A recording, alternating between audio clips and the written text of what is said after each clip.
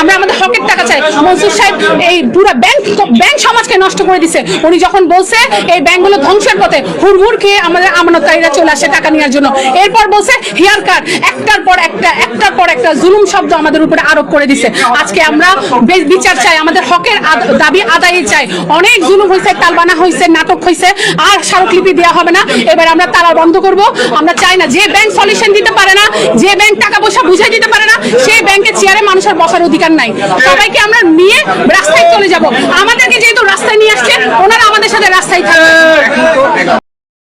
আমরা আমাদের হকের টাকা চাই। মনসুর সাহেব এই পুরো ব্যাংক সমাজকে নষ্ট করে দিছে। উনি যখন বলছে এই ব্যাংকগুলো ধ্বংসের পথে, হুড়হুড় খেয়ে আমাদের আমানতকারীরা চলে আসে টাকা নেওয়ার জন্য। এরপর বলছে হিয়ার কার্ড, একটার পর একটা জুলুম শব্দ আমাদের উপরে আরোপ করে দিছে। আজকে আমরা বিচার চাই, আমাদের হকের দাবি আদায় চাই। অনেক জুলুম হয়েছে, তালবানা হয়েছে, নাটক হয়েছে, আর স্মারকলিপি দেওয়া হবে না। এবার আমরা তালা বন্ধ করব। আমরা চাই না যে ব্যাংক সলিউশন দিতে পারে না, যে ব্যাংক টাকা পয়সা বুঝাই দিতে পারে না, সেই ব্যাংকের চেয়ারে মানুষের বসার অধিকার নাই। সবাইকে আমরা নিয়ে রাস্তায় চলে যাব। আমাদেরকে যেহেতু